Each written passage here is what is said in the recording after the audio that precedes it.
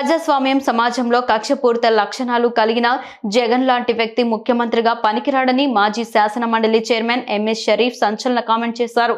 పశ్చిమ గోదావరి జిల్లా నర్సాపురంలో అంగన్వాడీలు చేస్తున్న ఆందోళనకు టీడీపీ తరఫున షరీఫ్ సంఘీభావం తెలిపారు.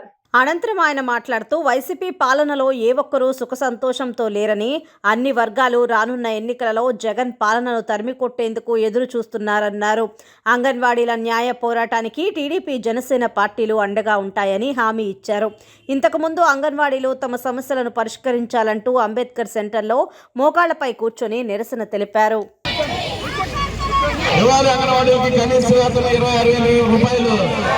అందులో స్వయాన ముఖ్యమంత్రి అయిన వ్యక్తి ఆనాడు ప్రతిపక్ష పార్టీలో ఉండి పాదయాత్ర చేసేటప్పుడు తెలంగాణ కంటే 1000 రూపాయలు ఎక్కువ ఇస్తానని హామీ ఇచ్చి ఈరోజు హామీని కూడా నిలబెట్టుకోకుండా ఈనాడు మోసం చేశాడంటే ఇటువంటి వ్యక్తిని మనం క్షమించరాదని సందర్భంగా మనం చేస్తున్నాం.